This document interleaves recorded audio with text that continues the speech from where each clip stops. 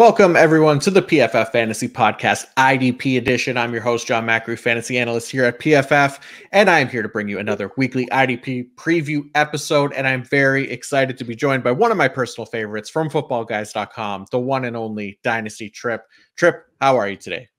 I'm doing well, man. It's great to be on, John. I always enjoy talking football with you.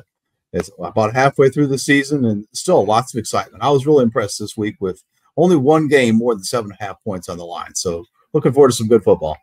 Yeah, it should be good. A lot of good teams are on bye as well, which can make things interesting for sure. But it should be close games, like you said. So it'll be interesting. We'll go through it. I appreciate you coming on here. It's always fun to talk football with you as well, and dive into your brain and get your insight into the world of IDP and defensive football. So this will be fun.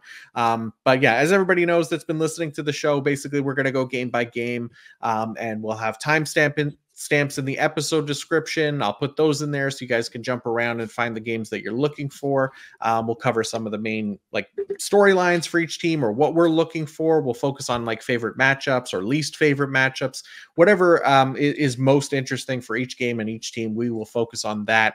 And then, for the YouTube crowd, we got the matchup based visuals back as well. So I know, again, like a lot of the audio listeners and stuff, we have a lot more over there. But if you want to see some of these matchup based visuals, come on over to the YouTube, and it does help you kind of get a better feel for things, because we're not necessarily going to talk about every single player on every single team, especially at this point in the season. We kind of know who is who and what to expect from them.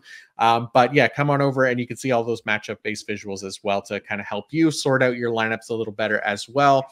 I'll be sure to check in on the YouTube throughout the week and answer if there's any start sit questions and interact with folks if needed as well. So feel free to hop in the comments, ask some questions, like and subscribe as well while you're here. But it'll be fun. And then I'll link my link to the IDP rankings and the PFF fantasy IDP report in the episode description as well. So that has all the waiver wire targets, snap shares, utilization for all the IDPs from this past week too. We're going to get into it. But before we do, one quick shout out to our presenting sponsor here, Fabric by Gerber Life. Fall is all about the back to school and back to routine checklist, and the most important task on that list is securing your family's financial future, starting with life insurance. Fabric by Gerber Life makes it quick, easy, and affordable to protect your family so you can get back to enjoying life. Fabric was designed by parents for parents to help you get a high-quality, surprisingly affordable term life insurance policy in less than 10 minutes.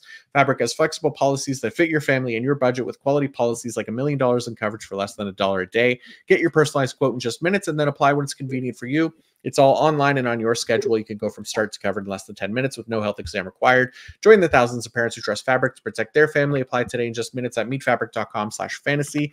That's meetfabric.com/fantasy. MEETfabric.com/fantasy. Policies issued by Western Southern Life Insurance Company, not available in certain states. Prices subject to underwriting and health questions. All right, Tripp, let's get things started here with Thursday night football and, talking about some of the interesting games of the week. This one should be interesting to say the least here. Carolina Panthers at the Chicago Bears. Where do you want to start with this Thursday night matchup?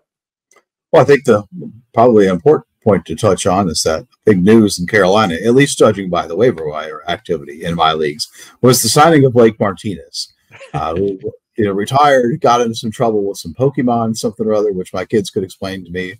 I certainly can't follow.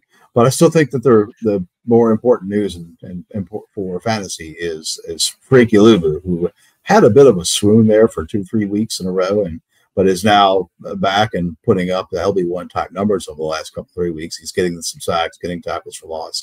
And the last time, and we saw recently in national television, Tyler Bagent and his Chicago Bears go out and take on the Los Angeles Chargers, and both of the linebackers for the Chargers in that game 8.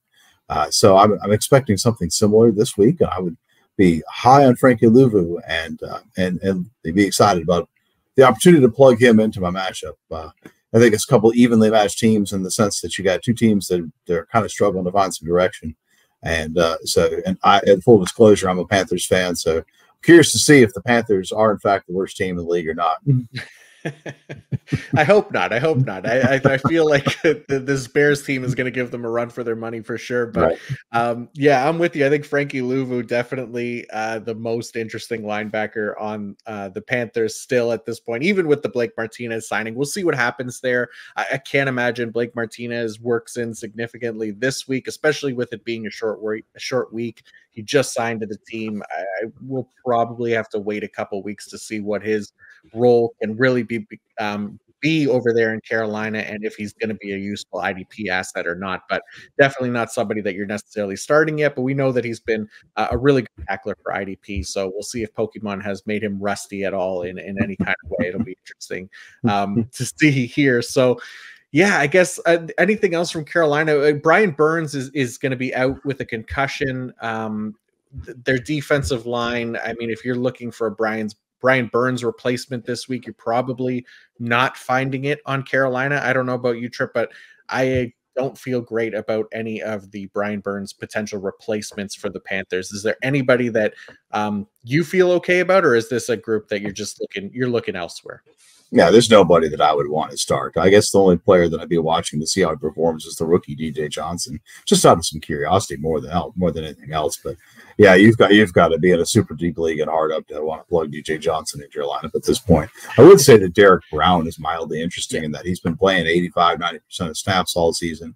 So he seems to have been a little bit. I don't think he's ever going to be an all-pro type player, but he seems to have played a little bit better this year, earned a workload. So that's a guy that if you're playing in DT required leagues, and especially D2, then he's probably every week starter for you. But I don't hate him as your only DT if you've got guys on bye week and such, like say Javon Hargrave or Fletcher Cox and Jalen Carter. Yeah, I'm with you. I think Derek Brown, solid option for those DT required leagues for sure. And the good thing, Chicago gives up the 10th most tackles per game to the defensive line. So there's potential there for some decent tackle production for Derek Brown. And you got Justin Fields on the other side. Well, actually, you don't have Justin Fields. What am I saying? You have Tyson Bagent, who is much better so far at avoiding sacks compared to Justin Fields. But we'll see how much of that continues here. But again, it's not the most scary defensive line to have to deal with. Other than that, Carolina, I mean, we saw Alex Cook at safety last week. Sam Franklin was relegated to a special teams role. So I don't have a ton of interest in Alex Cook particularly. So I don't know that there's really that much more here on Carolina. So just to move to Chicago here, I guess the most interesting thing for me, this will be game 2 now for Montez Sweat with the Bears. So last week, I think he only had 3 tackles or something like that, no sacks. And we kind of talked about it last week too, when Bobby was on, and I talked about how the change in scenery is going to be pretty drastic for Montez Sweat going from Washington to Chicago here. The difference in players around him and the opportunity for those cleanup sacks and cleanup pressures, which he was leading the league, leading all edge defenders in heading into last week. He had the most cleanup pressures in the league. So I think it could be difficult for Montez Sweat to potentially, continue as that every week starter for IDP purposes, but this isn't the worst matchup either against the Chicago Bears for him. So how do you feel about Montez Sweat here in Chicago? Yeah, I wrote him up in my column at footballguys.com a week or two ago. He's just a guy that I just feel compelled to fade the rest of the way. A couple of reasons. One is that the pass rush production is just not going to be there without the other studs on the defensive line that he had there. The Bears have a weak pass rush. And on the tackle front, that was one thing that was interesting about him in terms of keeping him afloat as a quality starter each week, was that he had twice as many tackles as Chase Young did when they played together. And I expect that to fall off here with the Bears. The Bears defensive ends in total only had 43 tackles between them going into last week's game. And I think it's just a scheme that sends the pass rushers upfield, and they're spilling the tackles to linebackers, and the same opportunity just isn't there. So with a lower sack floor and a lower tackle floor, it's just not a guy I can be comfortable starting. I'm looking to see what other options I have if I'm in a typical starting 2 defensive ends with 12-team leagues. Yeah, I'm with you. The pass rush metrics haven't really been there this year, even though he has those 6.5 sacks. They came with the Commanders, and again, it's not the worst matchup in the world if you do have to start him. But again, especially when you see those tougher matchups for Chicago, I could definitely see him being somebody that we're benching for certain weeks for sure. Other things on Chicago, really, we'll see if Tremaine Edmonds is playing. I haven't seen anything significant to say that he is playing or isn't playing. I don't know if you've seen anything today or recently that tells otherwise, that if he's going to play or not. I've seen it according to MFL, he's out. He's out. Okay. So yeah, Jack Sanborn then gets plugged in, right? So Jack Sanborn, definitely a startable asset here for IDP. I have him as LB23. TJ Edwards, obviously we know we're starting him. He's been awesome this year. But then, yeah, other than that, the only other thing I wanted to point out is that Carolina now ranks first in tackles surrendered to the cornerback position. So that is great news for Chicago corners, guys like Tyreek Stevenson and Kyler Gordon. So Kyler Gordon, I think, is particularly interesting for me because I have him as a top cornerback this week. He's steadily increased his defensive snap share in each of the past 4 weeks since he's returned from injured reserve. He's most recently played 94% of the team's defensive snaps as well. I think he plays a full-time role this week. He plays mostly out of the slot, and the Panthers play the second highest rate of 11 personnel on the year as well. So that definitely helps his opportunity to stay on the field for the defense and allow him to be involved. And again, Panthers giving up the most tackles per game to the cornerback position, 16.1. I think this makes a nice matchup here for Kyler Gordon and even Tyreek Stevenson, who's been really solid this year as well.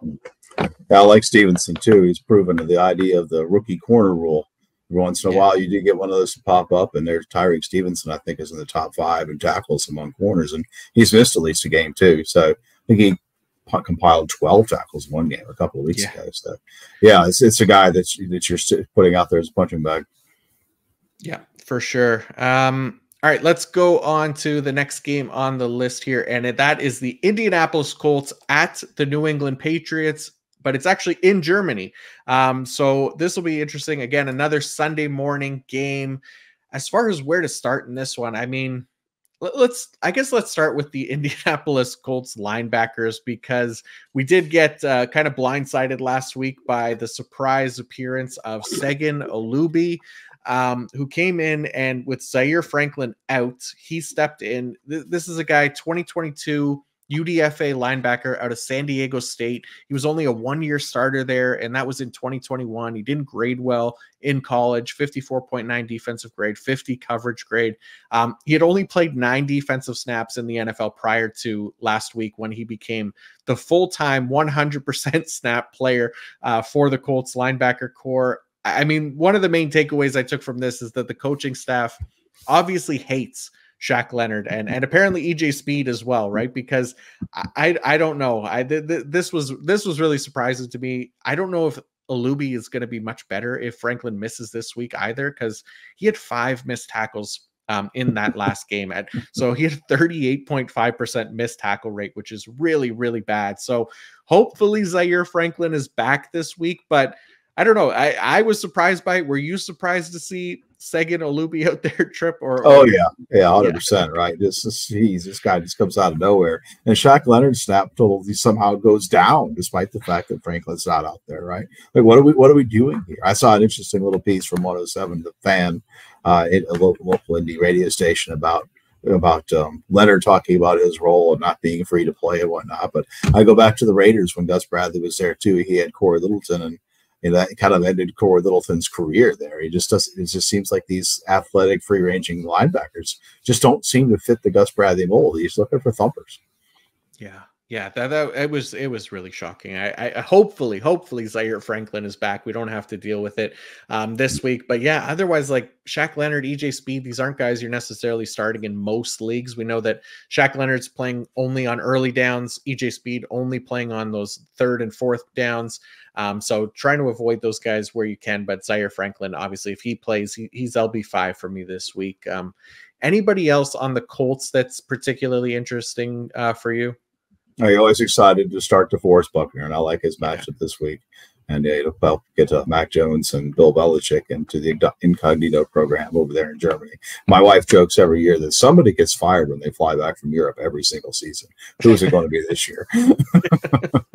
Yeah, that will be interesting, especially knowing that the Patriots, their struggles this year too. Right. So yeah, you never know. It could be somebody, but yeah, I'm with you. DeForest Buckner, I think I have him as DT1 this week, especially with guys like Aaron Donald out as well. So and Chris Jones. So that'll be a decent matchup here. The Patriots pass blocking unit has been poor. They're bottom 10 in the league. So speaking of the Patriots, because I don't know that there's anything. I mean, obviously we're starting Kenny Moore for Indianapolis as well. So there's not like a ton else really that's super interesting for the Colts. So let's move to New England. And I guess I want to look at maybe who you think are the most trustworthy IDPs for the New England Patriots. So I tend to think it's mostly Kyle Duggar and Juwan Bentley.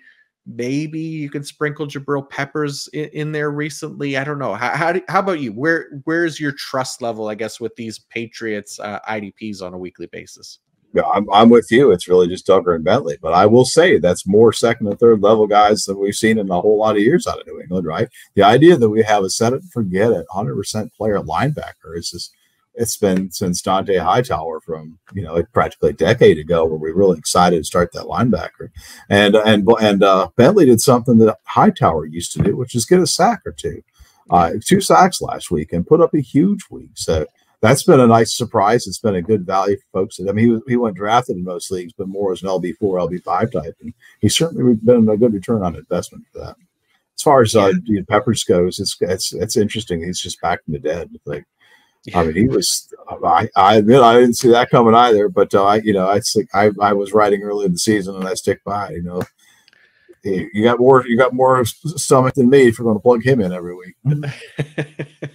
Yeah, he's had his moments this season for sure, and the snap share seems to be there for him. Mm-hmm. The good thing is Indianapolis giving up the 7th most tackles per game to the safety position, so really like that for guys like Kyle Duggar, especially. I have his safety 4 this week. Jabril Peppers in a solid spot as well in potential deeper leagues, but Indianapolis also given up the 8th most points to the line, or the 8th most tackles, to the linebacker position. So I get Juwan Bentley, LB 19 as well. Feel pretty good about him. But yeah, other than that, like you said, it's kind of an untrustworthy group. There's a lot of shuffling in that defense for sure. So deeper leagues, you can definitely try to find some guys. Again, we have the rankings and everything on PFF.com as well. That you can check out, and I have the link in the description too. So I'm not going to go too deep into those guys, but anybody else on New England or Indianapolis that you want to talk about, or should we go on? The last guy to look at there for New England is Josh Uche, after not getting traded, despite rumors at the trade deadline, is off the injury report, and you got to think that he must be a go this week with how thin the Patriots are at edge this week. And it's not a guy you want to start, but you want to see if what's there, if anything.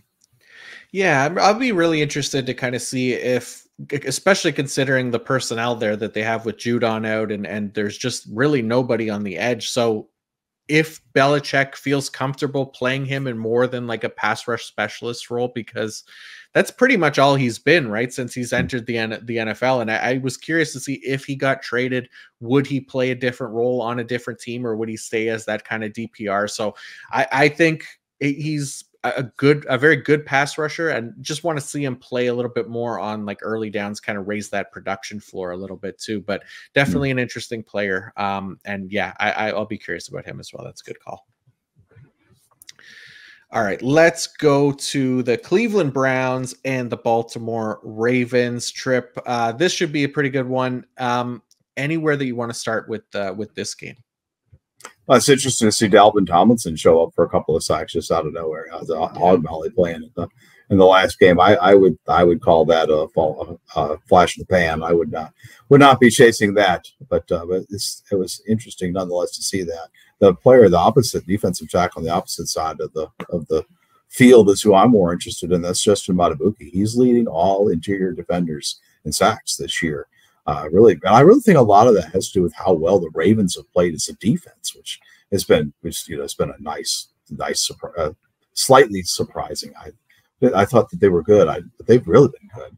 And Matabuke has really been the beneficiary. They've had lots of guys, Jadeveon Clowney, Kyle Van Noy, just are able to get sacks in this defense. So, and with the Browns, you got the top, one of the top opponents. So you get tackles allowed per game. The defensive line position for the Browns are allowing the most. And so you've got that piece of it. And then Lamar Jackson does hold the ball. He likes to take off. So there's a good opportunity for Matabuke to continue his streak, I think, of 5 consecutive games with a sack. Yeah, he's been really fun. And yeah, he's not somebody that like has amazing pass rush metrics or anything like that, right? So kind of an overachiever as far as sacks go. But like you said, the defense itself is allowing these guys to kind of get home and buy them some time and scheme up some pressures and sacks. And it's working for them. And I'm with you. I like the matchup a lot. But like you said, Brown's giving up the most tackles to the defensive line position. Deshaun Watson owns a 20.3% pressure to sack conversion rate on the year, which is the 14th highest as well. So a nice little matchup there for Matabuke. I think I have him as DT7 this week, so pretty high on him as well. Sticking with the Ravens, again, the Browns, they're a great matchup for linebackers. They give up what do they give up? 5th most tackles to the linebacker position. So Roquan Smith, Patrick Queen, these guys are locked into your lineups pretty much no matter what. But the Browns also give up the 10th most tackles to the safety position. So Kyle Hamilton potentially could get in some more production this week, I would hope. It's been kind of interesting, right? Because with Marcus Williams out of the lineup, and I think we've talked about this a few times on this podcast, Kyle Hamilton's not getting the ideal usage that we would hope to see from Kyle Hamilton, right? They just don't seem to feel comfortable enough leaving Geno Stone kind of on an island back there, even though Geno Stone's keeps coming up with interceptions somehow. They still want Hamilton to seem to kind of want to play him deep when Marcus Williams isn't in the lineup, but that has hurt his tackle production quite a bit. So we'll see if Marcus Williams is back this week. Last I checked, he was questionable, so that could change things a little bit, but still feel decent about Kyle Hamilton this week. I think I have him as safety 10. Nice. And then on the Browns side of things, yeah, you mentioned Dalvin Tomlinson. Yes, really good player for NFL purposes. Not the most amazing IDP, what we've seen, even though he did get home. But other than that, Grant Delpit is the other guy that I really like this week. Again, he's my safety too. He's been on really a tear these last 3 games. He's had 26 total tackles and a half sack over the last 3, which he's been able to do basically because of his ideal alignment and really good tackle efficiency. He's played 48% of his snaps in the box this year, and he ranks 5th among safeties in tackle efficiency at 12.2% as well. So solid there. The Ravens given up the 2nd most tackles to the safety position as well. So a really nice matchup for Grant Delpit to kind of take advantage of. But anybody else on the Browns, I mean, aside from Myles Garrett, obviously, that you're exactly that you're interested in for this week. Yeah, I took a look at the linebackers, and they're just not going to be a guy that's going to stand out, even though it's not ideal, but awfully good matchup for linebacker production in this game. You got to wonder if the Ravens can control it and really feed linebackers, but you'd have to be a gambler to stick Anthony Walker in your lineup, especially after last week. One thing that was really fascinating to me about Delpit is that he had 10 tackles, 8 solos and 2 assists. And the Cardinals only provided like 38 tackle opportunities for the whole game between completed passes and running attempts, which is a fascinatingly low number. And for Grant Delpit, who have been in on more than a quarter of those, is kind of an outstanding, quite an anomaly at one point, but also just shows you just that, that's really the one tackler that you really want to start on this defense and really nobody else.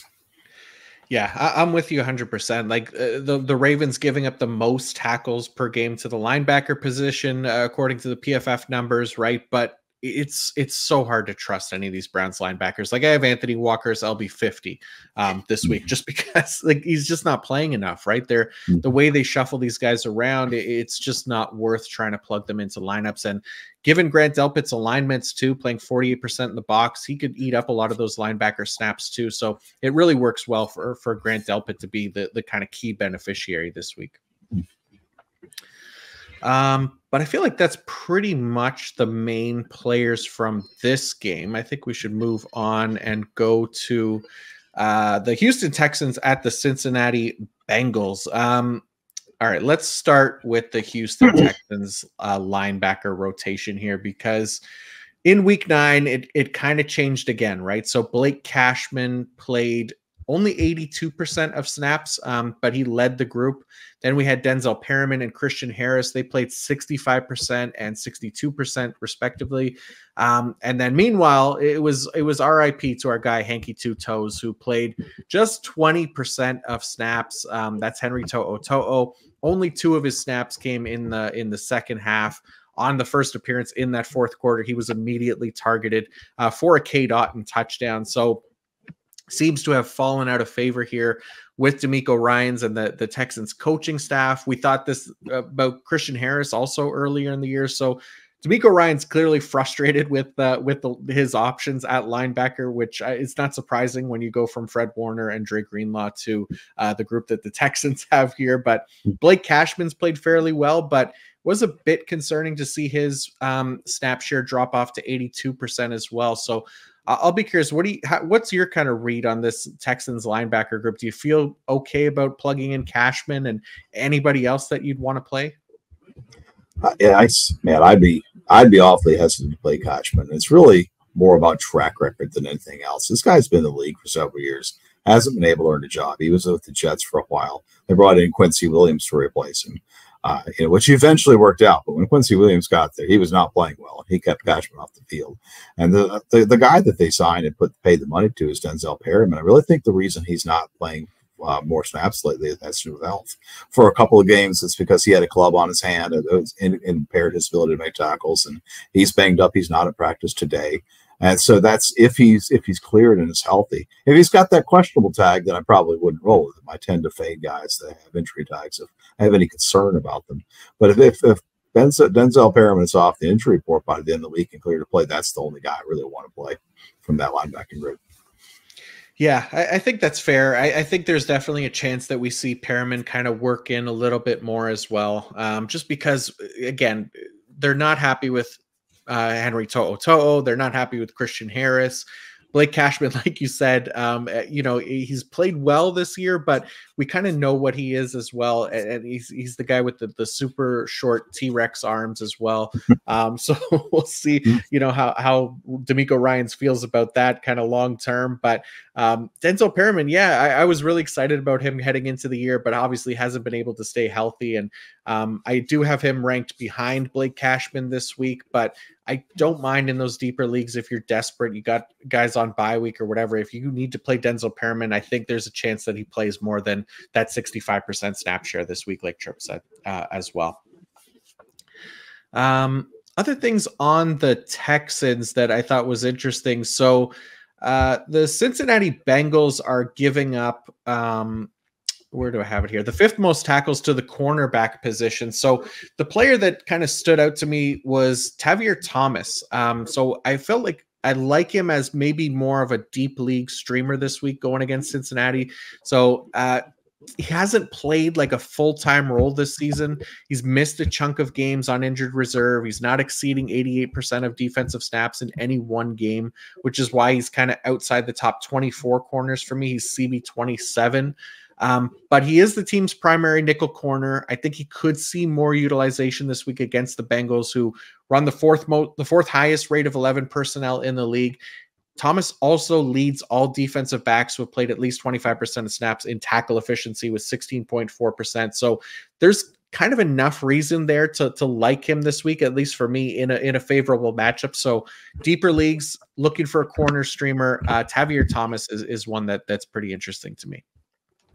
I'm with you there. This guy's had no fewer than 6 tackles in any of the 4 games that he's played, and this week he's going to take on Tyler Boyd and the Bengals. And Boyd has been more involved in the offense than he has been in some time. He's super highly targeted, just 5 targets against the Bills last week. But I think that's an interesting call too. I'd like the idea of Thomas especially if you're in a league where you got 3 cornerbacks, you might be starting. It's worth the dart throw for sure. Yeah, yeah, and then Jamar Chase and T. Higgins are both banged up as well, so there could be more reason to kind of involve Tyler Boyd this week as well. So, anybody else from the Texans that you want to talk about? We didn't talk about their defensive line at all, but it's not an amazing matchup for them as far as it's decent. I mean, the Bengals pass blocking unit hasn't been great. They're bottom 10 unit in the league, and Joe Burrow's just been about average at avoiding sacks. So, anybody else for Houston that stands out for you?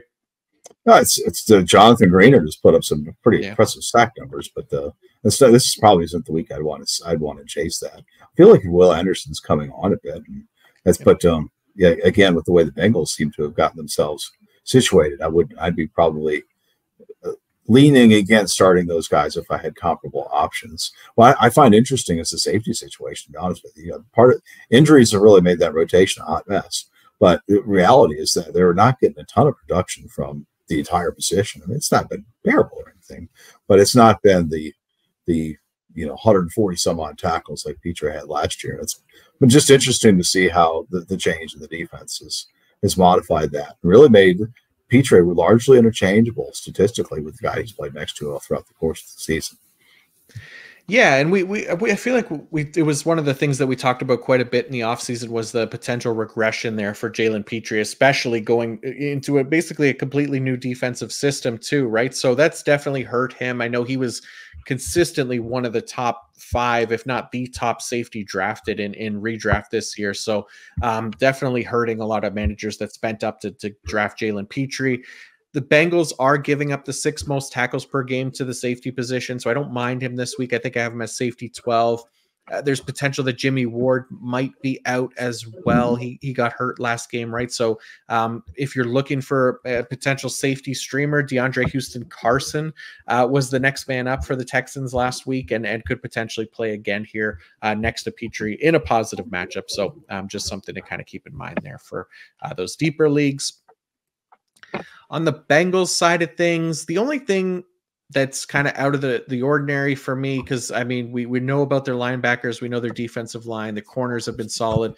The safety position, Nick Scott has been really difficult for me to kind of trust on a weekly basis. I don't know about you, but his snaps since week 1 have been, I'll read them out here, 97% in week 1, then down to 65%, then back up to 96% and 92%, then back down to 67%, up to 92%, down to 66%, and then back up over to 88%. So he's really been all over the map.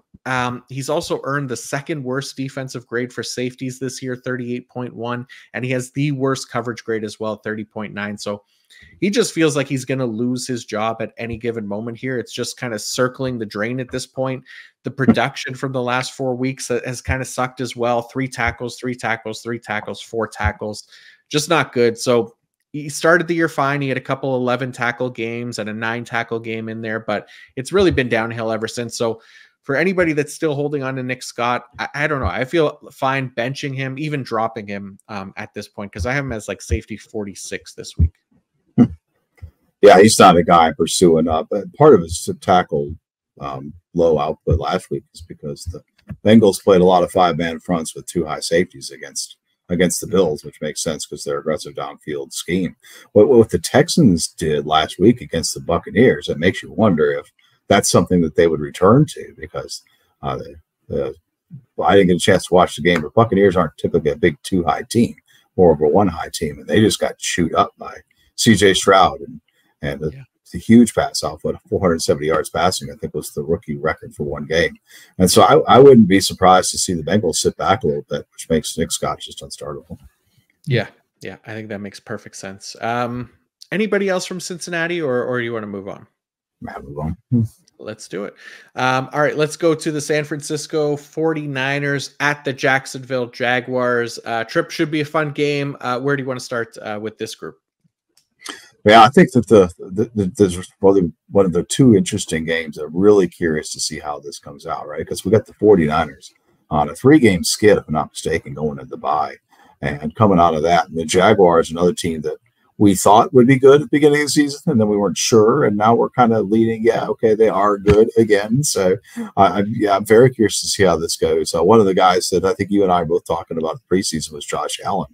I had him right on the heels of, there was, in my mind, there was like a top 5 obvious consensus top tier of pass rushers, and then there was, another 12 to 14 guys after that. And how do you sort them? There was a lot of variability from person to person about how that went. I had Josh Allen high up there, and so it's Josh Allen's become a guy that I've become to lean on. That I've really decided is really matchup proof for me, unless I have an amazing lineup to the contrary. So he's the guy I'm going to trot out there anyway, and kind of grin and bear it against the 49ers. That Brock Purdy has been forced to make a couple of mistakes lately. People that have seemed to be able to get them off their spots a little bit, and so that's a guy that's probably not right to start based on the matchup so much for sacks, but it's not perfect anyway. But I think there's some sneaky upside there.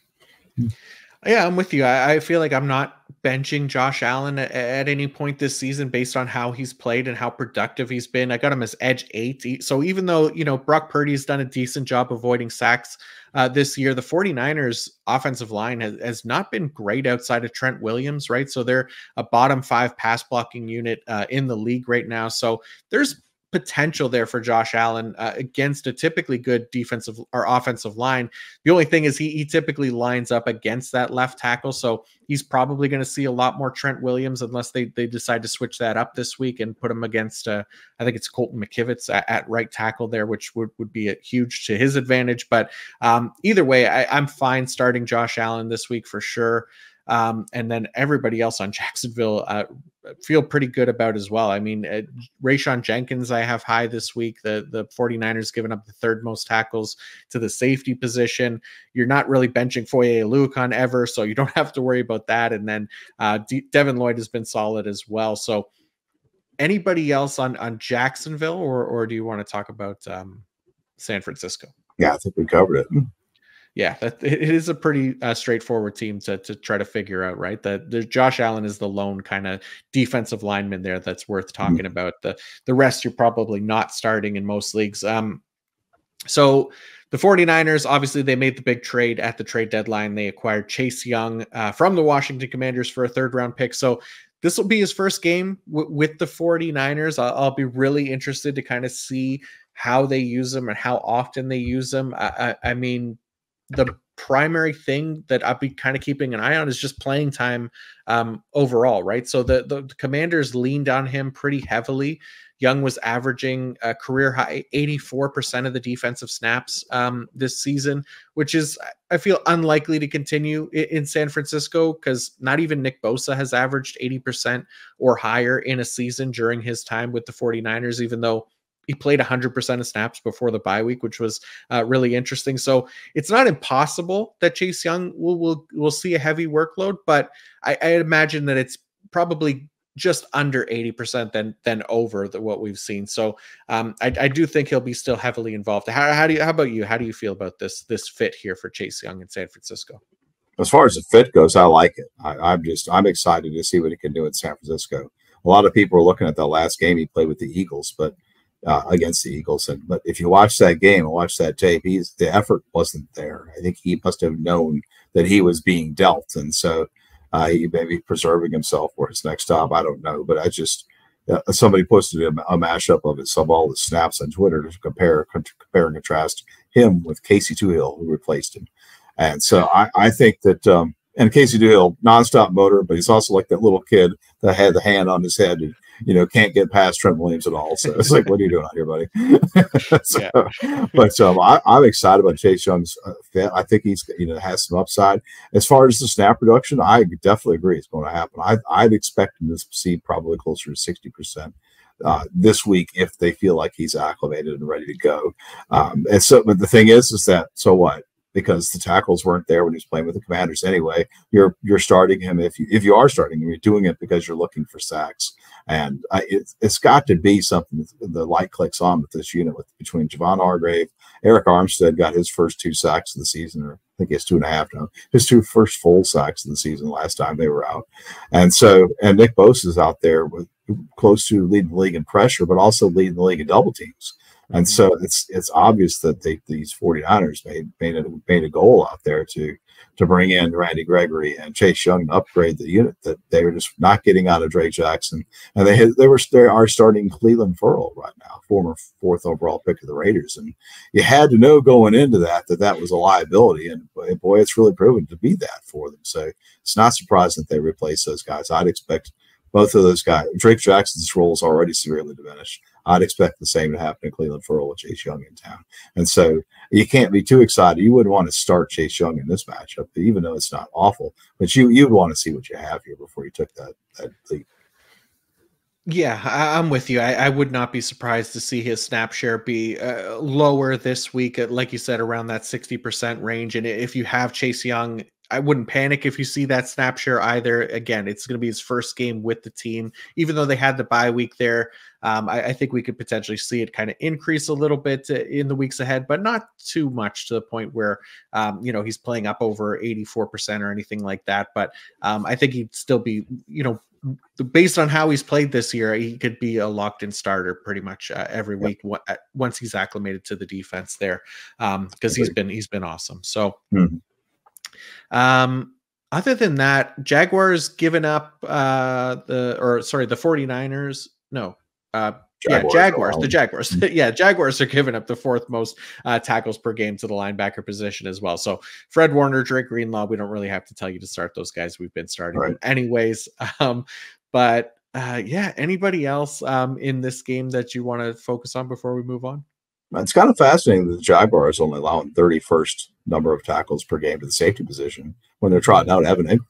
It's just an interesting wrinkle. But the folks have probably soured on Talanoa Hufanga by now. But this wasn't be the time to get cute and play him. Yeah. I feel like most people, we've talked about him a few times on this show as well, and how he's had this hype around him, but he just hasn't delivered to what people's expectations are on a consistent basis. So not necessarily somebody that you need to start every single week either at the safety position. So it's interesting. Jacksonville definitely spreads the ball out quite a bit. We'll see if even Zay Jones comes back this week. That can make things even more interesting for that offense, but should be a fun game either way. That'll definitely be the one I think that I'll be watching the most as far as the 1 o'clock games go. But let's go on to the New Orleans Saints and the Minnesota Vikings. So for this game, I think let's start with the Minnesota side of things and talk about somebody that I've really liked this year, and that's Jordan Hicks of the Minnesota Vikings. So Jordan Hicks, this season, really, he's delivered now double-digit tackles in 5 of 9 games this season. He's been really a top 12 linebacker for IDP in a defense that I think has been kind to him, right? So Brian Flores' defense has typically been a man-heavy, blitz-heavy scheme, and while the blitz-heavy is still there for sure, they're first in the league in that regard. Flores has shifted to more zone this year. So he's actually top 10 in the NFL now in deploying a zone defense. So we've talked about the importance of zone coverage for linebacker tackle efficiency a lot on this show. And that's really helping Jordan Hicks, I feel like, as well. So this is also a very favorable matchup going against the Saints, who are giving up the 2nd most tackles to the linebacker position this season at 19.6. So Jordan Hicks, to me, just continues to kind of be a locked-in starter. I have him as LB8 this week. Any thoughts on Jordan Hicks and Brian Flores' defense? Yeah, it reminds me a lot of the Cardinals from a year or two ago with Vance Joseph. Vance Joseph kept blitzing, but would play a ton of zone in cover 3.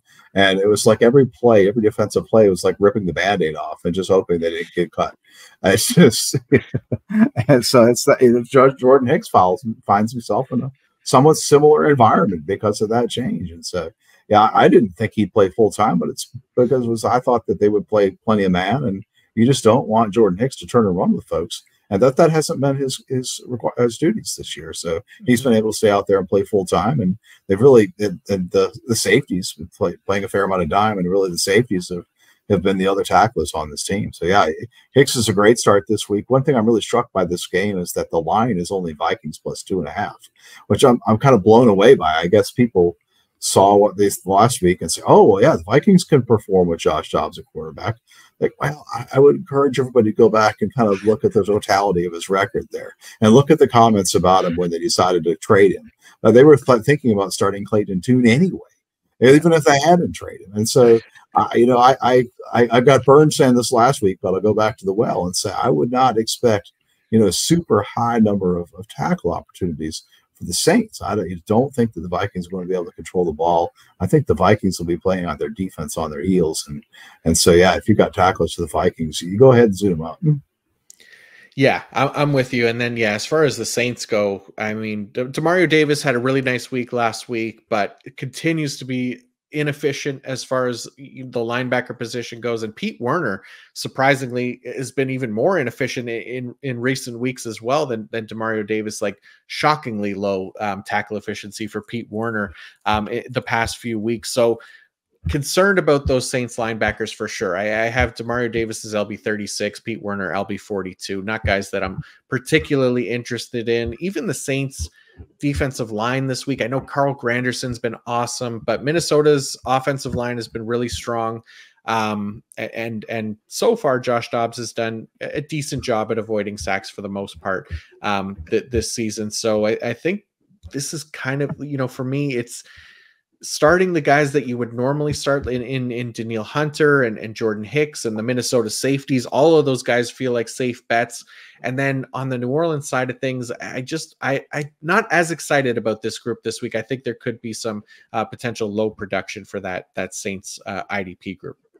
Now, the only thing I would wonder about is if a linebacker is spying on Dobbs, and Dobbs doesn't just run occasionally; he also fumbles pretty softly on pretty frequently, which is mildly interesting, but still, just based on what I said before, I would anticipate a lower snap volume. I'm not eager to start either of these linebackers unless you're in a big play scoring format where Demario Davis tends to fare a little bit better. But yeah, I think this is a situation where, like you said, even the Saints pass rushers, which given the narrative that we've discussed with game flow so far, you might think that the Saints pass rushers would be the way to go. But other than Granderson, who we've relied upon weekly by now, I wouldn't be eager to start anybody else either. Yeah, I'm with you for sure.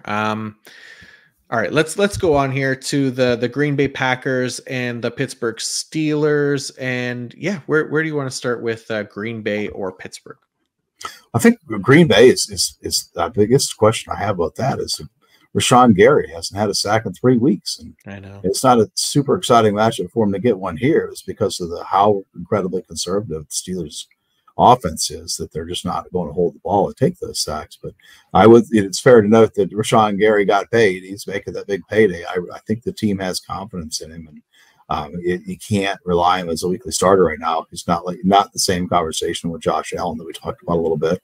But talent wise, he may be. It's just that he just can't do it this year.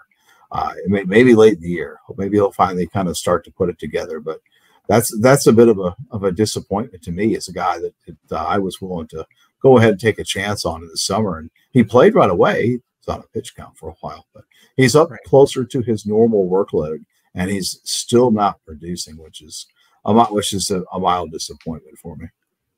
Yeah, it's been kind of weird, right? Like, because when it was early in the season and he was on the pitch count, that's when he was getting the sacks and he was delivering, right? And then after the bye week and after getting paid, he's playing a lot more. The pass rush metrics are still there, but just hasn't been able to get home yet. So yeah, I've talked about Rashawn Gary quite a bit on this podcast. I've been high on him and excited about him. Yeah, it just hasn't been able to deliver. I think once he starts to, get some more of those favorable matchups, we could start to trust him more consistently. And it's not a terrible matchup just because the Steelers offensive line has been so poor and their pass blocking unit as a whole, second worst group in the league as far as pass blocking unit goes. And Kenny Pickett's just done a decent job at avoiding sacks. So we'll see if he can get home this week. I feel like I trust him on a more regular basis, but I'm not playing him over guys like Josh Allen and obviously the top five that we've talked about quite a bit in the Myles Garrett's and TJ Watts, Max Crosby's, and Nick Bosa and Micah Parsons, those guys. But he's somebody that I think I believe in, and I gotta believe that the sacks are going to get there because the pass rush metrics are there. He's performed well. The playing time is there now too. It's just, yeah, it's been frustrating to not see him get those sacks for sure. And then other than that, for Green Bay, the only other thing, Quay Walker, we'll see if he's back this week. He missed last game with an injury, so Isaiah McDuffie filled in. Not like the most amazing matchup for linebackers by any means. The 23rd most tackles to the linebacker position is Pittsburgh. So Quay Walker, if he plays, more LB21 for me. Devondre Campbell would be after him. If not, it's Devondre Campbell first and then Isaiah McDuffie second. Anybody else on Green Bay, or would you rather talk about the Steelers here? And the only thing I find interesting about Green Bay was there was a Jonathan Owens sighting. Right. And I thought it was interesting that Owens piled up tackles and he played more of a box role. And Anthony Johnson, the 7th-round rookie, played more deep, which was the first time I guess we saw a little bit of that last week, but it's interesting to see that disparity because we haven't really seen that over the last couple of years with Joe Barry coordinating that defense. And I'm curious to see what happens. I'm assuming that Rudy Ford's back. Curious to see what happens between the two of them and the split because Owens was playing alongside Ford. Ford played a little closer to the line, and Owens played a little bit more deep, and that wasn't a successful matchup pairing. And I'm wondering to see how they adjust this week and if Owens will start to settle into a role that is a little bit boxier that would be worth watching. And against the Steelers, where they're just inviting a strong safety to crowd the box, and so I'd be interested to see if that comes to pass here. Yeah, that's an interesting one for sure. And I feel like Rudy Ford will be back. If not, though, like you said, Anthony Johnson, the rookie, is somebody that's filled in. He had the interception last week too. And but yeah, Owens is kind of interesting. Darnell Savage is on IR still, so he should be safe in that role too. So for anybody looking to stream him, there's at least that option there in Green Bay. But yeah, other than that, I mean, we'll go to the Pittsburgh side of things here because they did lose Cole Holcomb for the season with a pretty ugly looking knee injury. So the Steelers linebackers have kind of been interesting for me. I want to embrace Landon Roberts and Quan Alexander to play closer to full-time roles. And I think they will see a larger workload for the rest of the season. But I think for this week, I'm a little bit, I guess, tentative on them. Like I'm a little bit lower on them this week. I have Landon Roberts as LB40, Quan Alexander as LB41. So right beside each other. The Steelers linebackers, to me, they've typically been a little frustrating with the usage of these guys. They deploy a lot of situational deployments there for their linebackers. So I do want to see if the loss of Holcomb makes them abandon that, or if they kind of stick with it and we still don't really see a full-time role for one of these guys. Landon Roberts has been super productive either way. So there's potential for that. I don't think it's going to continue on a larger workload being that efficient. I think he leads the linebackers in efficiency at 19.1% tackle efficiency. So the Packers also only giving up 15 tackles per game, which is 26th among NFL teams this year. So it's not an amazing matchup either. I think Landon Roberts and Quan Alexander should definitely be added with Cole Holcomb gone, but I'm not as excited about them this week. I don't know if you have a different read on the situation. Well, I think what's really interesting about Quan Alexander, and you probably know this more quickly than anybody, is his tackle efficiency since early on in his career.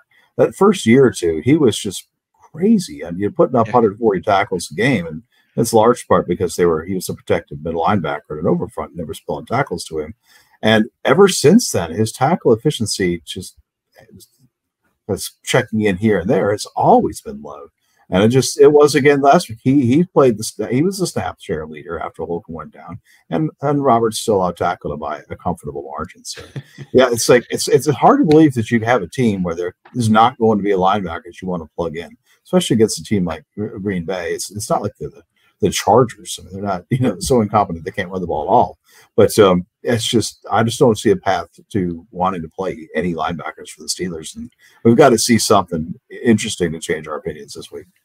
Yeah, yeah, I think so. And again, Steelers playing a little bit more man coverage as well, so we know that that could hurt tackle efficiency, and maybe Landon Roberts' role has allowed him to kind of be the more efficient player in there if he's not if he's playing more of that whole role, I guess, in the man coverage defense. So we'll kind of see. We'll see how it works out this week with Cole Holcomb out of the lineup, and then we'll figure out if we can trust these guys kind of going forward. But not the end of the world if you have to start them, but I am a little bit more, a little lower on them this week.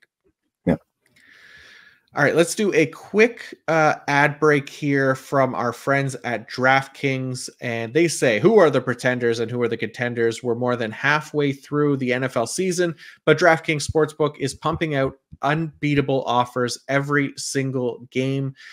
New customers can bet just $5 on anything to get $200 instantly in bonus bets. DraftKings isn't stopping there. All customers can take advantage of a sweetener offer every game day this October or November. So we had a couple picks last week as far as player props goes. We had Justin Reed over 4.5 tackles against Miami and Marshawn Lattimore over 4.5 tackles against Chicago. They both failed us miserably. These guys were inefficient as hell. They did not deliver. They broke our undefeated streak as far as IDP props go on this episode. So we got to come up with two more this week. And I went with Tyreek Stevenson, Chicago Bears cornerback, over 4.5 total tackles.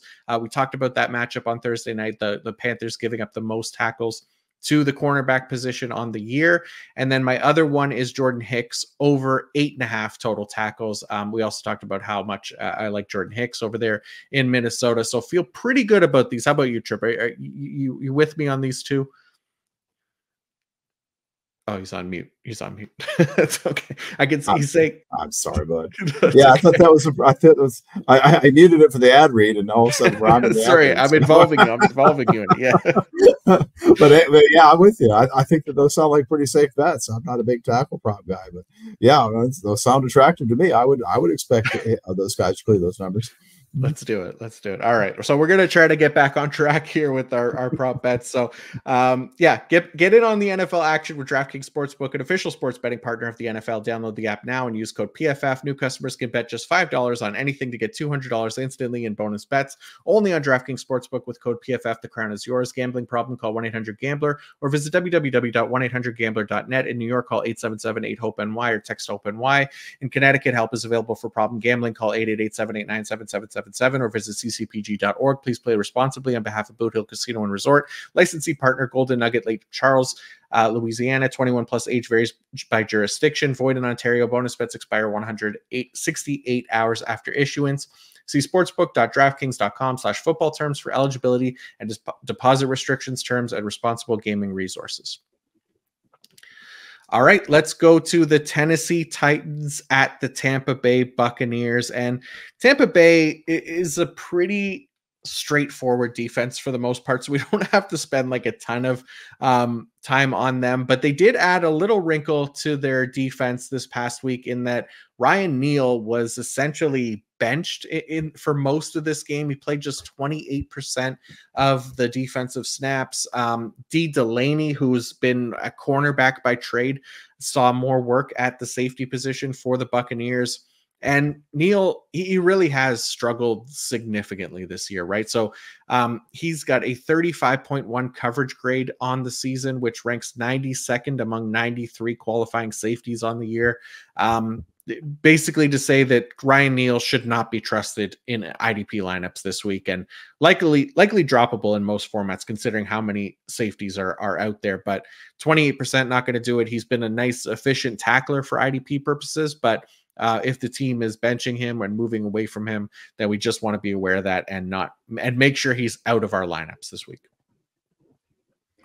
Yeah, I'm with you. It's just interesting that, we so often in IDP tend to look for a guy in a role with a particular set of circumstances around it, and it just sometimes we just lose sight of the fact that you've got to be a good player to hold the job. And they've got younger players in Tampa that I don't know if they still think they're playing for the playoffs or not. But D. Delaney was a guy that flashed in the preseason. Was I think entered the season as the backup safety. Like you said, was also playing some corner. And it's just the other thing is that we always expect sometimes two safeties to play full time. That just isn't necessarily so. They can they can rotate as well. And so I haven't seen the coverage grade for D. Delaney, but I've got to imagine that the cover skills are superior, and that's going to cost Neal some snaps. Yeah, it's been a big bummer because I liked Ryan Neal quite a bit coming into the year. And he had a really strong year in Seattle last year, but just hasn't worked out here in Tampa Bay and doesn't seem like it's going to be a long-term situation for him over there to stay in Tampa Bay. So other than that, though, Tampa Bay's defense, like I said, pretty straightforward. Is there anything on Tampa Bay that you want to talk about that stands out for you?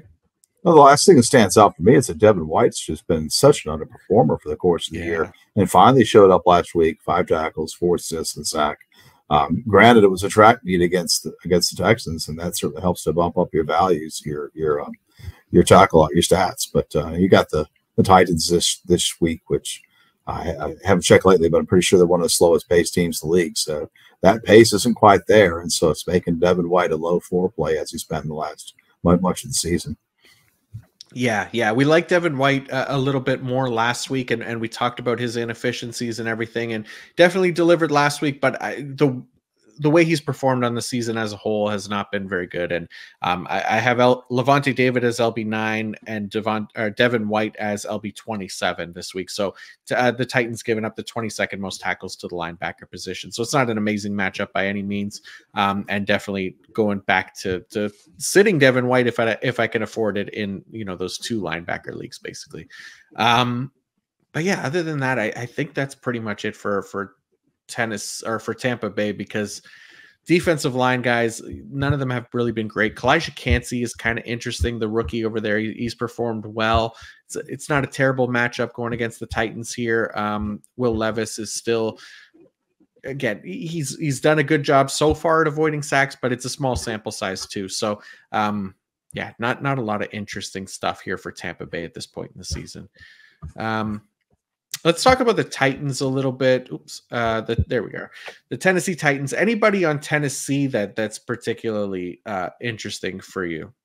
All right, 2 guys that play with a mild cheat code in terms of position designation, which get me interested. Dynasty Autry is, in my mind, a defensive end who is often coded a defensive tackle on your fantasy football platforms. And then you've got Elijah Molden, who was a nickel last year, has been moved to safety and is playing in place of Kevin Byard after Byard was traded to the Eagles. And so both of those guys, just by virtue of having that position designation that doesn't quite fit their role exactly, makes both of those guys worthwhile starts unless you have really quality assets going in front of them. So those are the guys that really stand out to me. The Buccaneers, they kind of had a track meet too, and participated in the track meet that we saw last year, but not to the same extent that the Texans did last week. And Baker Mayfield has been surprisingly giving up the fewest amount of sacks, or not the fewest, but one of the fewest in the league. So that's been an interesting development to watch that offense emerge. So I'm not super excited about anybody on this defense. You're starting Elshire because you always do, but other than that, those position designation guys are interesting. Yeah, that's a great call. And yeah, I'm with you. Elijah Molden has been somebody that I've liked as like a nickel corner and hoped that he would kind of break out as an IDP. It hadn't really happened, but now they're using him as a safety, and maybe there's some potential for him there, and still getting that corner designation certainly helps, right? Like you said. But yeah, Baker Mayfield been surprisingly good at avoiding sacks. I think second best behind only Patrick Mahomes. The Buccaneers offensive line has been one of the best in the league. I think the best in the league as far as pass blocking grades go. So it's not a great matchup for those Tennessee defensive linemen. Harold Landry, Jeffrey Simmons. Simmons, you're starting. It doesn't really matter. He's been so good that you can't really take him out of lineups, right. But you could definitely afford to take out a Harold Landry. Danico Autry's been solid, but if there's a week to bench him, this could potentially be it if you have other options as well. Yep. All right, let's go to the Atlanta Falcons at the Arizona Cardinals. So not the most exciting game, but we could potentially be getting Kyler Murray back. Or we are getting Kyler Murray back, it sounds like, in this game. So, where do you want to start with Atlanta and Arizona? Yeah, that's what I guess is interesting there, right? Is all of a sudden it turns that offense into a unit that gives a lot of 38 tackle opportunities to one that's probably closer to 58 or more tackle opportunity. Wow, that's a little high. But yeah, so incompletions are going to cut into that some, but still, it makes that more interesting. And in Atlanta, it's kind of the same story for me.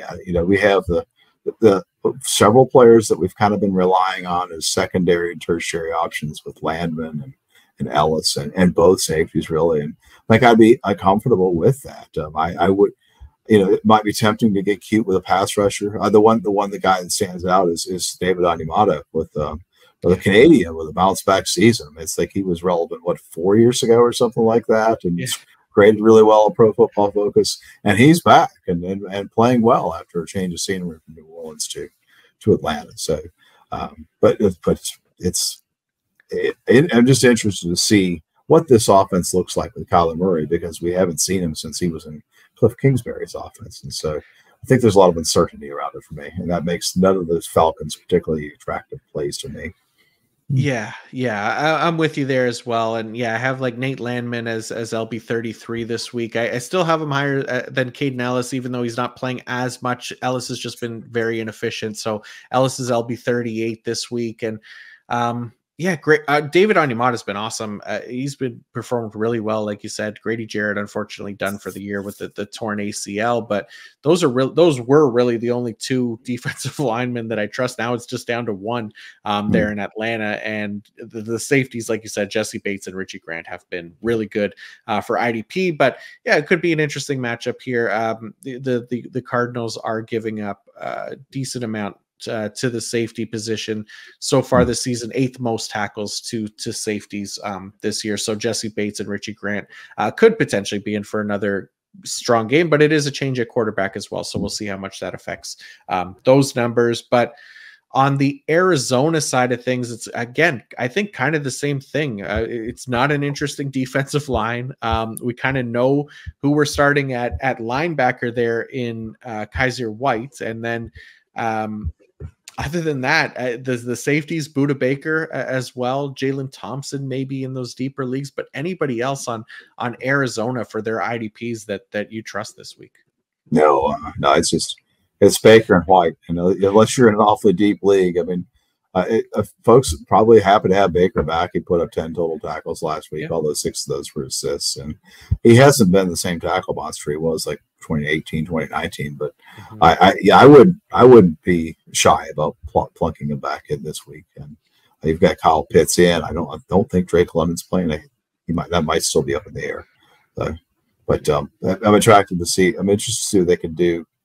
The other thing too is that Tyler Heineke is kind of a loose cannon. I mean, that guy, he's a gunslinger, and so you got some interception opportunity there. So, it's a small list of Cardinals that you want to play. Yeah, I'm with you. It is definitely a small list, and Kaiser White I feel pretty good about. I have him as LB 11 this week. Atlanta giving up the 9th most tackles to the linebacker position.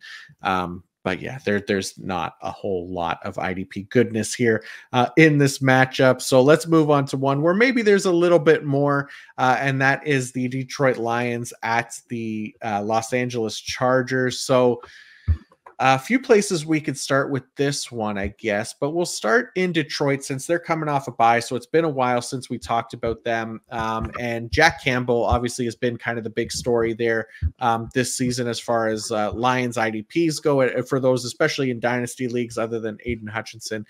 Jack Campbell, there was the frustration at the start of the season that he was playing behind guys like Derek Barnes and wasn't getting the playing time that he was, probably deserved considering the personnel in that linebacker room. But the past 2 games that they've played, he has been the clear-cut LB2 for the Detroit Lions. And he played what did he play last game? 67% of snaps for the Lions last week. So it's not a high number, but the Lions defense only played 46 snaps in total that week. So really low snap number to begin with. They should see more opportunities this week against the Chargers. And the interesting thing too was when Campbell played that secondary linebacker role in the first game, he played half of his snaps on the edge. In that second game, he only played 4 of those 4 snaps on the edge. So still retain that LB2 role. So that was good to see, at least for his potential for tackle production. So I'm not like overly high on him this week. He's LB 39 for me, but how are you feeling about Jack Campbell and the Lions linebackers heading into this game? Yeah, I got to see it another week. I'm not plugging in Campbell. I mean, just 67% isn't awesome. I mean, it's good to see that, if you're a guy that rosters him, that he's heading in the right direction. Seems to have put Derek Barnes behind him as the last couple of weeks. But the Chargers, as I mentioned, there's not running the ball at all. They're 32nd in tackles allowed to the linebacker position. 32nd allowed tackles allowed. Sorry, a little fumble here. Anyway, don't start your linebackers, unless you have to. I mean, Ancelotti's this full-time guy. But other than that, he's your third or fourth guy. I guess you could live with that. But other than that, don't be keep with Jack Campbell. It's not time yet. It's getting close, but it's not here yet. Yeah, I'm with you. That's why he's a little bit lower on the rankings for me. I know people are excited about him, but like you said, 32nd, the linebackers rank in the Chargers rank in giving up tackles to the linebacker position, so dead last in that regard. So it's not ideal, especially for a guy that's not playing a full-time role. But obviously, I mean, Aiden Hutchinson is somebody that we're definitely starting. We don't feel any kind of concern about him. He's had great playing time, great pass rush metrics, great production. There's nothing to be concerned about for Aiden Hutchinson. But anybody else on the Chargers that's interesting for you? The only, or on the Lions? Sorry. The Lions, yeah. The only last thing I would say is that if you're a guy that likes to stream cornerbacks, I'm always interested in who's covering Keenan Allen. And Brian Branch is the regular nickel might be the guy looking at Keenan Allen this week. So Brian Branch, especially if he's got a CBD designation in your league, is a great start. That's a great call. Yeah, Brian Branch is definitely an interesting one. He's got the green antenna on his head, whatever. I think it's a mouth guard, but I like to call it the green antenna. He stands out on the field, and he's been productive. He's been a solid little IDP when he's getting the playing time. And when he's healthy. So I like Brian Branch. And then Chargers, giving up second most tackles to the cornerback position. So even somebody like Jerry Jacobs, who started really hot on the year, has kind of cooled down a little bit. I think there's potential for him to have a nice bounce back game here against the Chargers as well.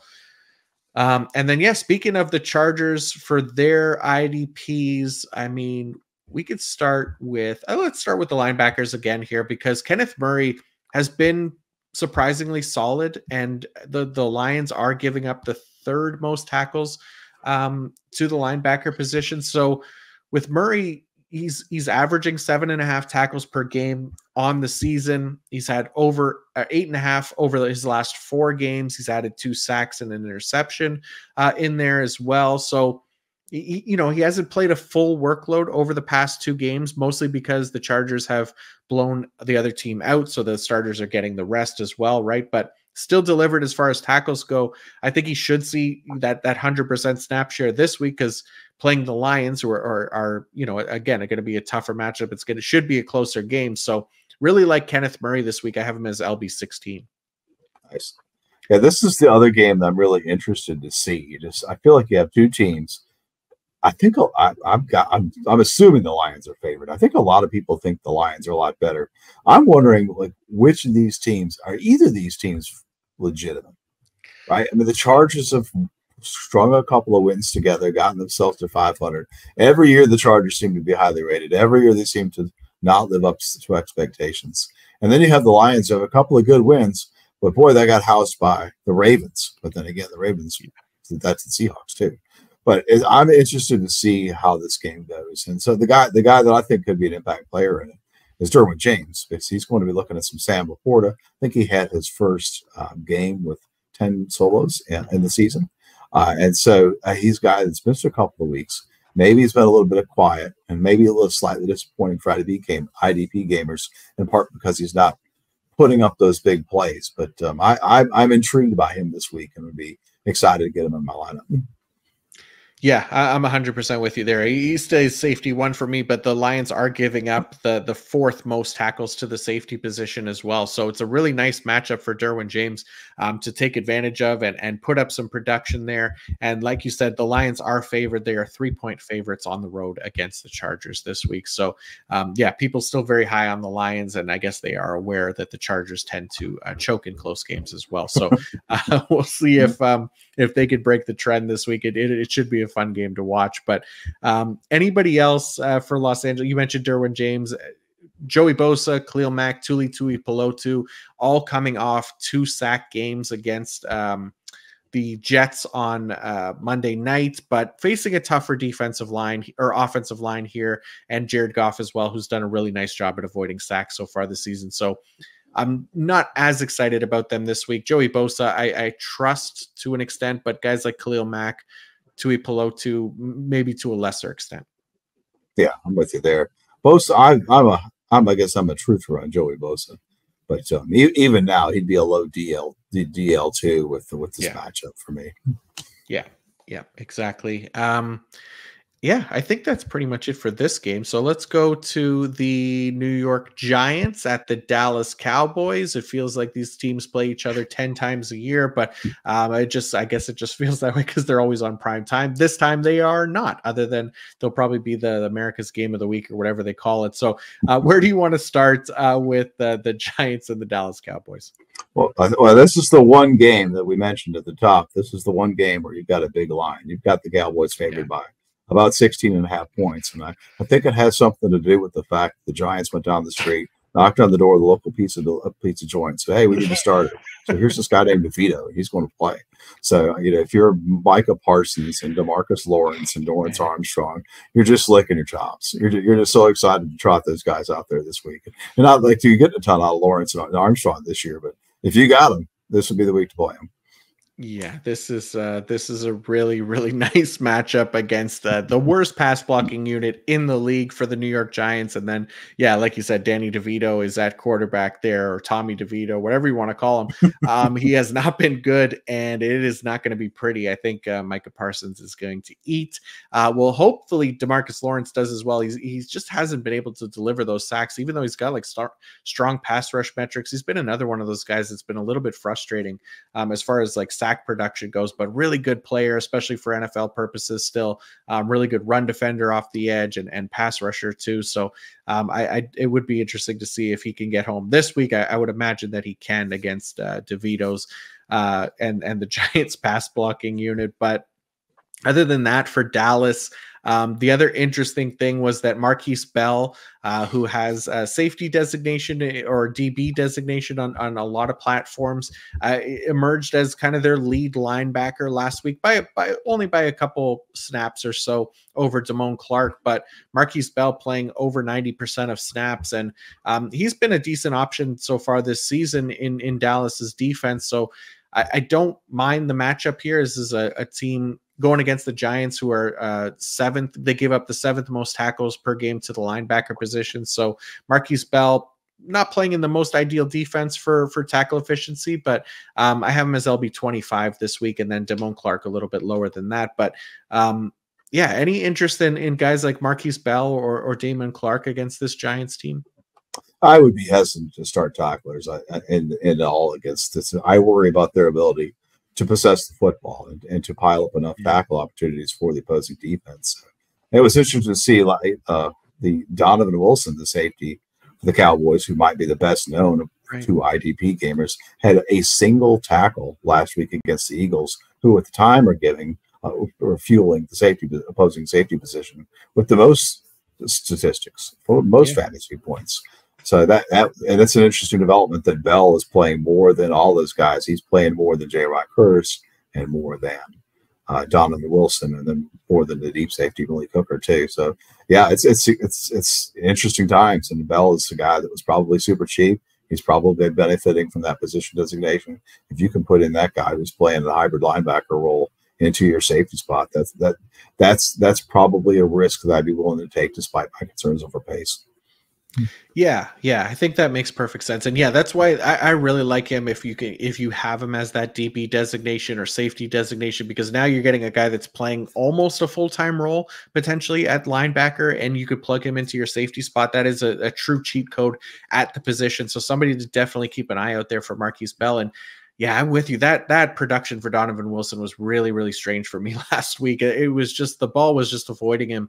And he did lead the safety group in snaps. J-Ron Curse has been concerning too. He's dropped to the lowest snap share of the 3 safeties over the past few weeks as well. So he's had a little bit more production, but definitely something to kind of keep an eye on. I think I'm still going to be ranking Donovan Wilson probably higher than him.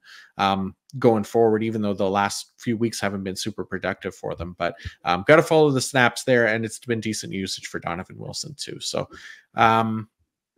let's go to the New York Giants side of things. So Giants have been a good little team as far as some like certain IDPs and specifically guys like Bobby Okereke and Kayvon Thibodeau.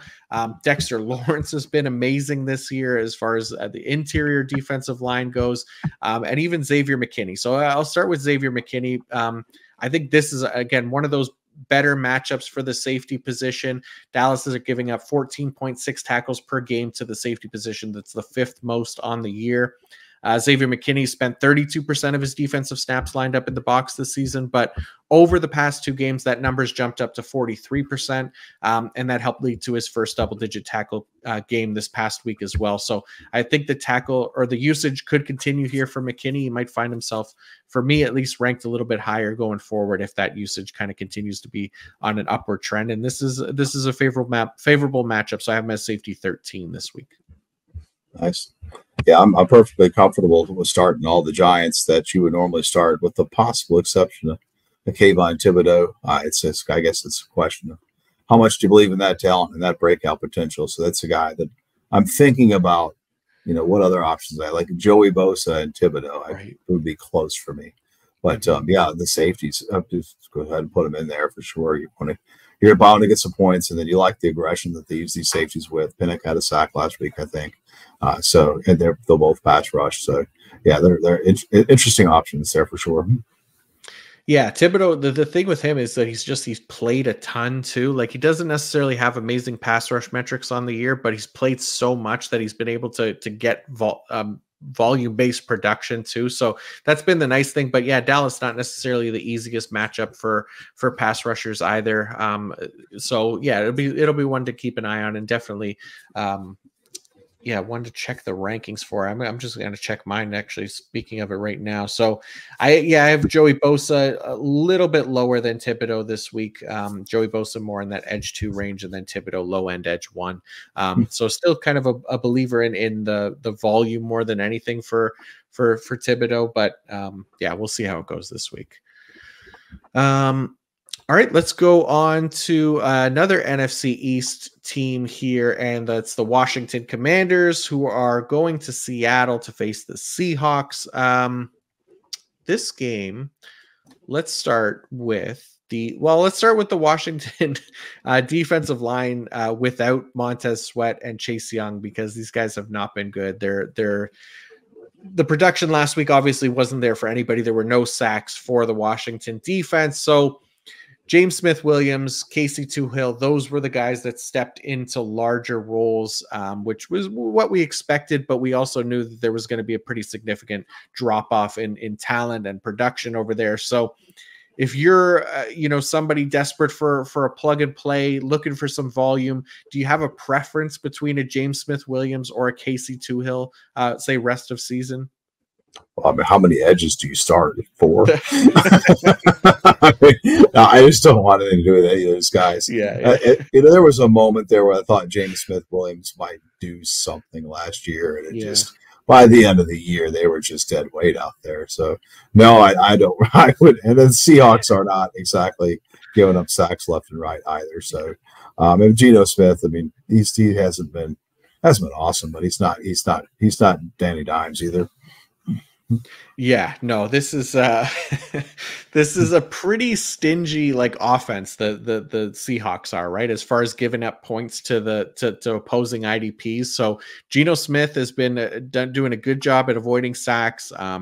As far as giving up tackles to the linebacker position, the Seahawks ranked 27th. They're just average in tackles to the safety position, and then they're bottom 5 to the cornerback and defensive line position. So really hard to find production against Seattle for opposing IDPs. So there's really not a ton of guys on Washington that become super interesting this week. I mean, Cameron Curl, we feel pretty comfortable about starting him in the safety position because he's been so good and he has such great alignment. But Jamin Davis, he's playing a full-time role now, but been very inefficient as well. David Mayo is somebody that we could think about, but I don't know if there's necessarily anybody as far as the corners go, as good as they've been, Benjamin St-Juste and guys like that.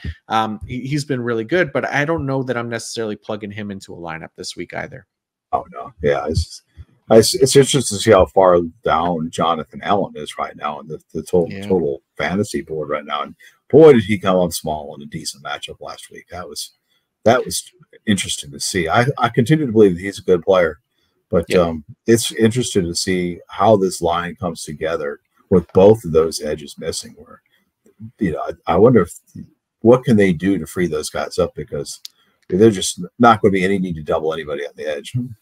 Yeah, no, Allen and Daron Payne are going to see, a ton of attention there from the offensive line and pass blockers. So I'm concerned about them as well. I still like Jonathan Allen quite a bit and like him more than Daron Payne, but don't feel great about this matchup, and a little concerned that these guys are probably bummed out that they lost their running mates there as well off the edge, right? So that doesn't help morale either. Yeah. It's hard to play for a team like that. I mean, the writing's on the wall at this point. I mean, you got to imagine Rivera's gone. And so you're playing off the string. And if you guys like Daron Payne and John Allen, I mean, you've got your contracts, you're veteran players, I have never been in an NFL locker room. I can't speak to motivation, but you wonder how you work through that. Yeah, it's got to be tough, I imagine. So we'll see how much it affects kind of their production and performance over the rest of the season. But then on the Seattle side, obviously there's a lot of guys that we feel decently good about in Bobby Wagner and Jordan Brooks. Feeling pretty good about Jamal Adams, not as high on him as I was last week, and he did kind of disappoint a little bit last week as well. But Boye Mafe has been somebody that has been very interesting as of late. He's delivered a sack in 6 straight games. And then heading into this week's matchup, he's facing the NFL's most sacked quarterback, Sam Howell. So Howell's taken 44 sacks on the year. It probably creates a pretty good opportunity for Mafe to increase that sack streak to 7 games. We'll see if it happens. He's earned a solid 77.7 pass rush grade. Maybe that's a sign that the 7th straight game is coming as well, with that 77.7 pass rush grade. But that ranks 22nd among edge defenders as well. So not too shabby there for Boye Mafe here in, I guess it's year 2 for him. I believe, right? So nice matchup for Mafe going against Sam Howell. But anybody else on Seattle that you like this week? If you needed a dart throw, if you got guys on bye week that you can't get them in there, that you got to find somebody in the waiver wire. I don't hate picking up Darrell Taylor and putting him in there. He hasn't been particularly good this year, but and he's lost snaps because he's such a liability at times in terms of missed assignments, bad and run defense. But he's been a productive pass rusher in the past, and so if you need a spot start, I don't hate going there either. Yeah, I think that's a good call. I have him fairly close to Mafe this week. Mafe is edge 24, and then I have Darrell Taylor as like edge 26. So feel pretty good about those guys as far as potential starters in some of those deeper leagues. But yeah, we'll see if Sam Howell's, he's been a little bit better at avoiding sacks in the past couple of games. So we'll see if that kind of continues and he can continue to kind of improve his pressure to sack conversion rate as the weeks go on. But anything else from this game, or should we go on to Sunday Night Football? Well, Sunday Night Football Latin America. Let's do it. New York Jets at the Las Vegas Raiders. Man, I cannot believe we are getting another Zach Wilson primetime game here. After Monday night, that was one of the worst performances, just like disgusting game to watch. And so we're going to have to deal with it again. So New York Jets at the Las Vegas Raiders. Trip, where do you want to start with this game? Well, this is another one we're excited to fire up the edge rushers, right? I mean, you got Max Crosby had 3 sacks last week. He might have 4 or 5 this week. But so obviously you're looking for more actionable news than that. So Tyree Wilson has started to play a little bit, so that's a guy that makes me mildly interested to see what he could do. I mean, obviously they drafted the guy because he had a high ceiling. He had probably NFL body ready to go, not an NFL skill set. But there's just such a need there in Las Vegas for a pass rusher to step up. And with this being such an opportune matchup, that's a guy that again, bye weeks and injury replacements that I'd be interested to see what I might get out of him this week. Yeah, he's a little bit interesting, right? He's got in on a couple sacks in 2 of the last 3 games or so. So yeah, there's potential there. That it's not a terrible snap share for him, and a good matchup.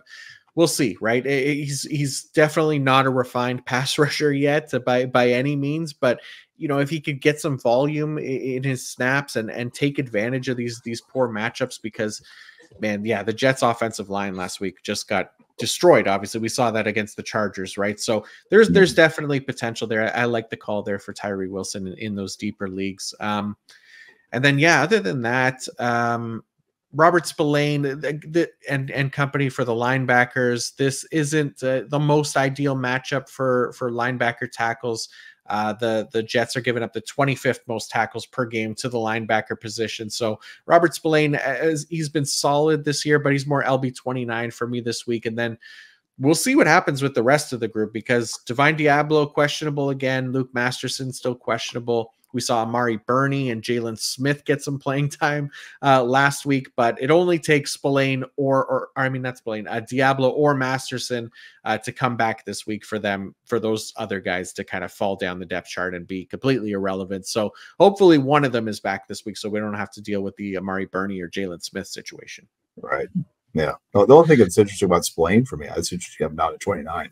I mean, the Jets have shown an ability at times to get going. And if they can run the football, they can get Breece Hall going, they have an opportunity to really put the Raiders on their heels and put them into some game flow where they have an opportunity to pile up some tackles. That's interesting. But yeah, you can't bet on either of the other two guys now with Diablo. We saw Diablo with a partial snap share, I think, once when he was healthy. So not a ton of options of Friday IDPs for the Raiders. Yeah, there's really not. And yeah, I guess I just don't have very much confidence in that Jets offense to get going. And I love Breece Hall, I love Garrett Wilson, but God, it is so frustrating to watch them with Zach Wilson at quarterback. So on the Jets IDP side of things, I mean, I don't think we have much question about CJ Mosley or Quincy Williams, but we might have question about Quincy's brother Quinnen, who's been fairly snake bitten this year. Just the half sack still. We keep talking about it. He only has a half sack on the season, but continues to play at a high level. Has been delivering pressures. The pass rush metrics are there. Really good player. This isn't the best matchup, unfortunately, for him, unless he can get through that pass blocking unit and get to Aiden O'Connell, who still has a very high pressure to sack conversion rate, mostly because he allowed 7 sacks in one game. So it's still a small sample size as far as that goes. But Quinnen Williams, Robert Saleh came out about it today. He was talking about how sacks are an overrated metric, and Quinnen Williams doing all the right things, and he's not concerned about him in any way. And this is what we've been talking about. We talk about this all the time on the podcast. The sacks will come. The playing time is there. The pass rush metrics are there. Just a matter of time for Quinnen Williams once he starts delivering those sacks. So I know we keep saying it, and he keeps not delivering a sack, but he's finding ways to be productive either way. Yeah, he's top 10 in quarterback pressures on Pro Football Reference too, which is counting them differently than y'all are. They're Pro Football Focus, so it's not because he's playing bad. It's just it's puck luck to use a hockey term. It's just not going in the net. I like it. I like using the hockey term there. I appreciate that, Tripp. Anybody else here on the Jets that is somebody that worth talking about for you? Yeah, let's chat about Jermaine Johnson a little bit, man. Sure. He's a guy that started to break out a little bit. And Aiden O'Connell, yeah, I do trust a rookie quarterback to hold the ball too long. And so makes Jermaine Johnson's a somewhat interesting factor on this one. This is a hard game to read, right? We don't really know who the Raiders are. They've put some absolute stinkers out there. They showed some fire and some life last week.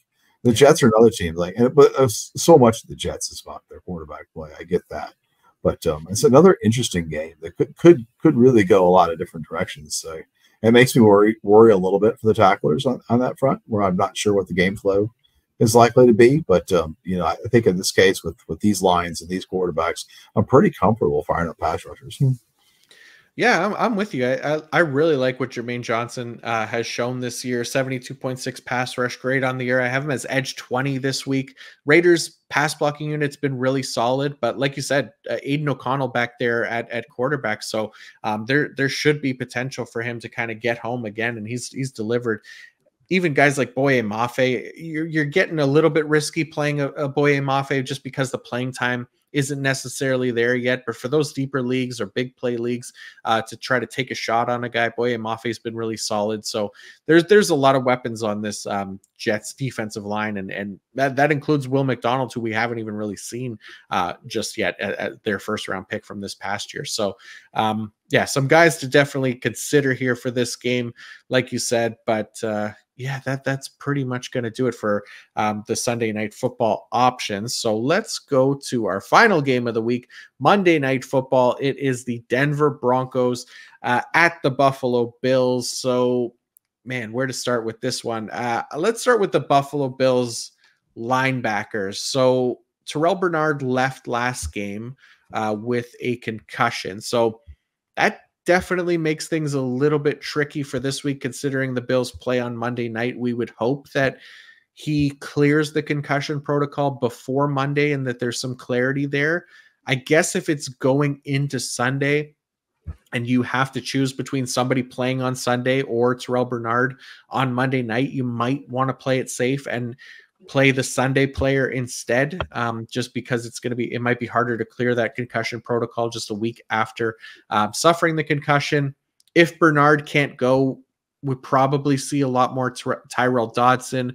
There's potential for Dorian Williams to work in there. But if Bernard is playing, we probably see less Tyrell Dodson, not a full-time role from what we've seen them in their small sample size recently, and they've deployed more of a 3 safety look, considering the injuries that they've had at linebacker, and not feeling comfortable with guys like Tyrell Dodson or Dorian Williams in a full-time role either. So, yeah, I don't know. That's a lot of words basically to say kind of be cautious about this Bills linebacker position this week going against the Denver Broncos. So I don't know. How are you feeling about this group, Trip?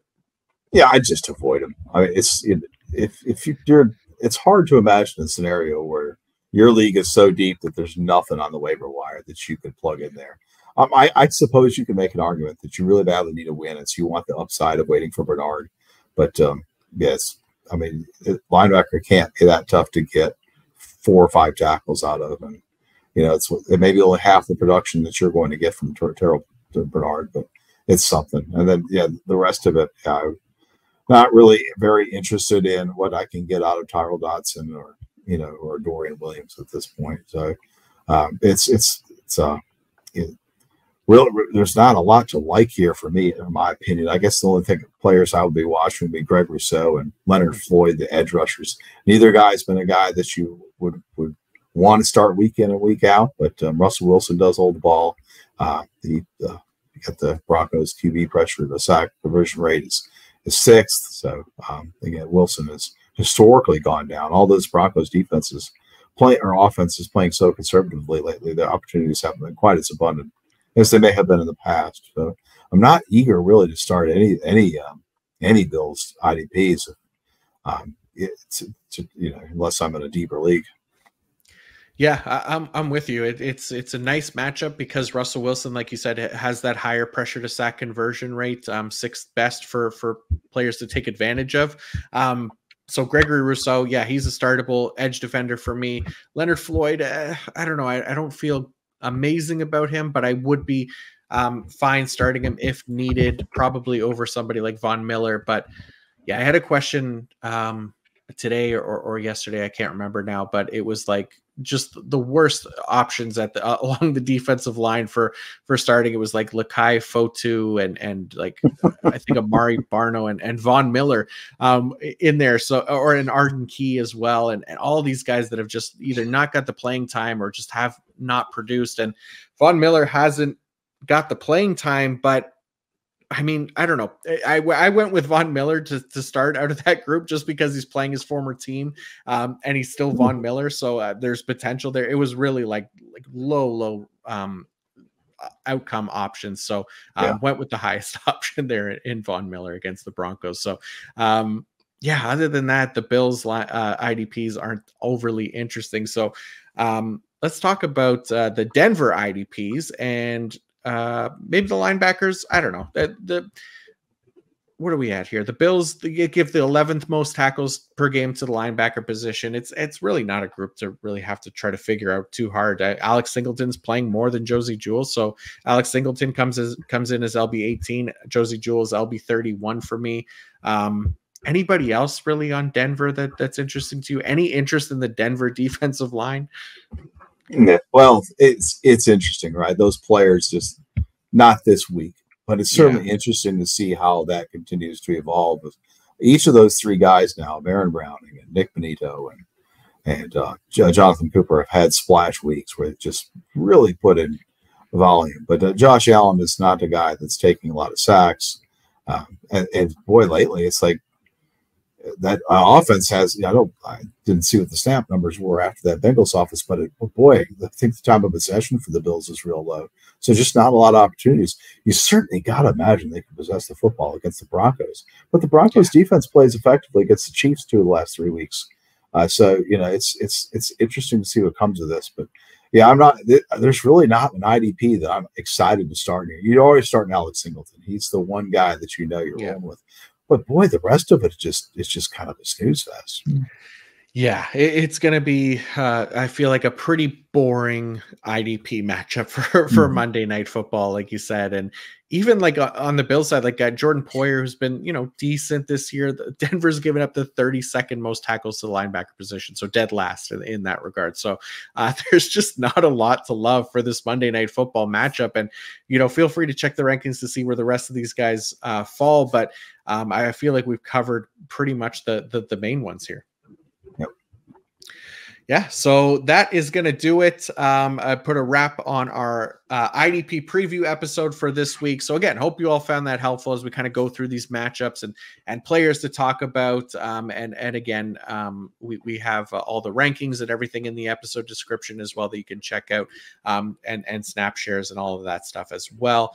But a huge thank you to my guy Tripp for coming on and breaking this week's slate down with me. Tripp, I can't thank you enough for coming on here and giving up an hour and 40 minutes of your night and dropping all this insight into the world of IDP and helping me break it all down. I really, really do appreciate it. Thank you. Oh, yes, sir. I was glad to do it. I love talking with you. I love learning from you too. Always learn something on the podcast with you. It's great. It's great breakdown of the stuff, man. You do a great job.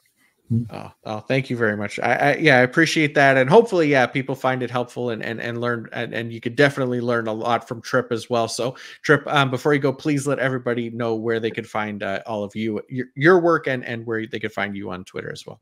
Yeah. Footballguys.com. I'm dropping a weekly column called Reading the Defense, where I'm digging a little bit deeper into not just the who's, but the whys of which players that you might chase or fade. And then on Twitter, the app formerly known as Twitter, I am at Dynasty Tripp. Always happy to take some questions and shoot the breeze and talk football on Twitter as well. Yes, absolutely. Check out Tripp's work. I promise you will be smarter for it. And then as for me, all my work can be found on PFF.com. We have the IDP Fantasy Report, IDP Rankings, Wide Receiver Man Zone Coverage Report, O-line, D-line matchups to target and avoid. All of those will all be out by Friday morning. And then, I'll be back tomorrow previewing the offensive side of the ball with the great Kate Modjuk. So we will see you all then. And until next time, peace out.